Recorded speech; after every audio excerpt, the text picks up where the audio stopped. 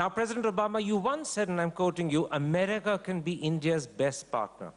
On another occasion, you called Indo-US relations one of the defining partnerships of the 21st century. And to be honest, both your predecessor and your successor have spoken in almost identical terms. But there are many Indians, and I'd venture to say perhaps a majority of Indians, who say that America makes a distinction between the terror groups in Pakistan, like the Haqqani network, that target American interests in Afghanistan, and the terror groups in Pakistan, like the LET and Jaish, that primarily target India. Not just to this audience, but to the country that's listening to you beyond. How do you address this concern? Because many Indians feel that when it comes to this question of terror, the terror we face is treated differently to the terror you face. I can't speak for other administrations. I can say that that's not how we viewed it. When the crisis, the tragedy in Mumbai took place, we were as obsessed with how to dismantle that network as India was. And in fact, our intelligence and military personnel were immediately deployed to work with the Indian government in any ways that the Indian government determined would be helpful in getting this done. So I actually think that there is a historic recognition, and I say that because I don't want to claim that this was unique to my administration. I think the previous administration, the Bush administration, felt the same way, that terrorism of any sort directed at any country has a way of metastasizing, that you can't somehow say, oh, well, that's going to be their problem now, because eventually it becomes your problem later. I think what is true, and an understandable source of frustration, is the view that sometimes there are connections between explicit terrorist organizations based in Pakistan and elements that are connected to various more official entities inside of Pakistan. But that's not just true for terrorist organizations that were directed at India. That's true for those that, like Haqqani, that killed U.S. soldiers. And that that poses a difficulty. That's been a consistent, hard problem for us to solve. And that is, although Pakistan has been in many ways a partner in fighting against certain terrorist organizations, what is also true is that there are elements that sometimes have not been good partners with us. Can I ask who these elements are? Well, no. How's that? Yeah. So, but please go ahead. Next question. I'm going to pick up on that thought of yours. In 2011, under your presidency, you had a phenomenal success in handling terror. American Navy SEALs flew undetected to Abbottabad and eliminated Osama bin Laden. Now, was Pakistan hiding Osama and therefore complicit, or was it unaware of his presence and therefore incompetent? We had no evidence that the Pakistani government was aware of bin Laden's presence there.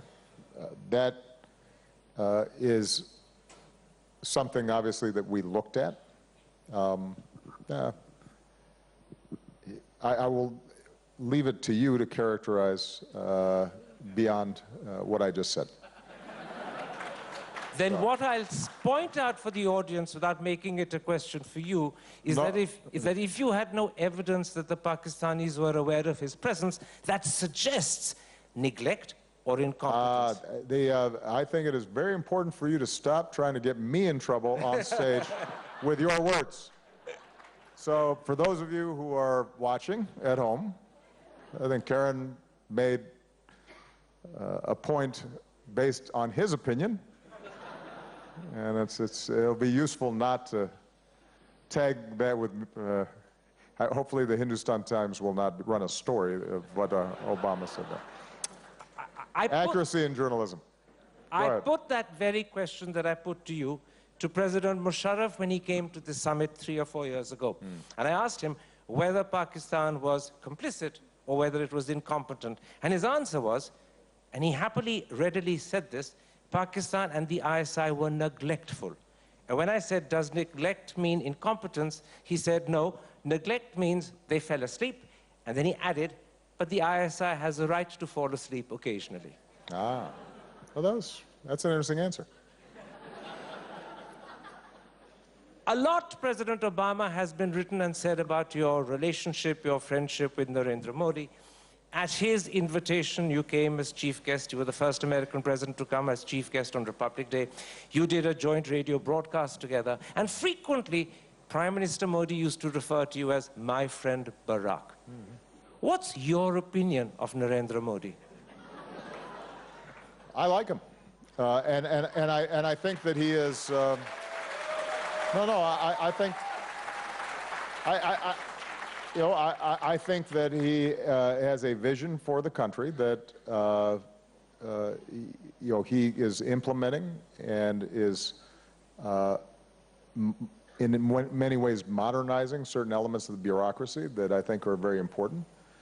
But I really also was great friends with Dr. Singh, and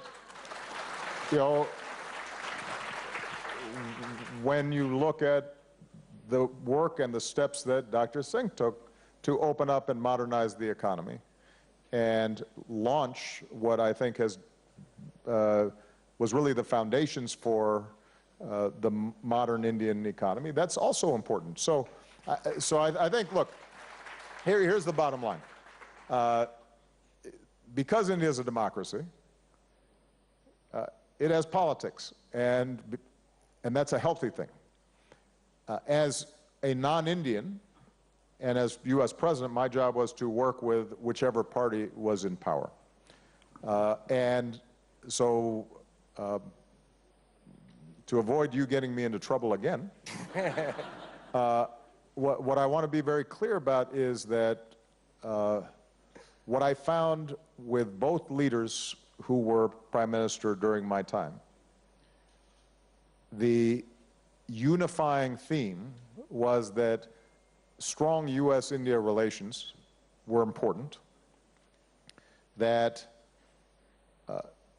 India's movement towards a more modern economy that would give opportunity and lift millions and tens and hundreds of millions of people out of poverty was important, that electrifying the countryside was important, that rebuilding infrastructure was important.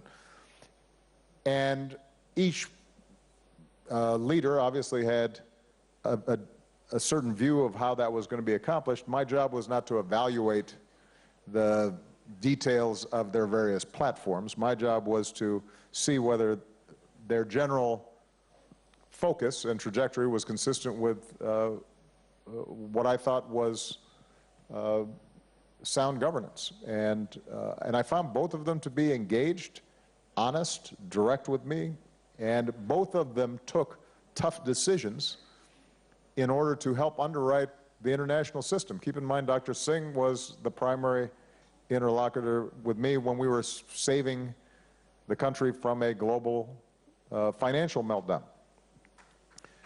Prime Minister Modi was the primary partner in unlocking the Paris Accords. Neither of those things were easy, and both required some political courage back here in India. And so you will not get me to play those games when it comes to my good friends in India. I've got 100 million Twitter followers. I mean, I actually have more than other people who use it more often. But I think it is important to be mindful about both the power of these tools, but also its limits.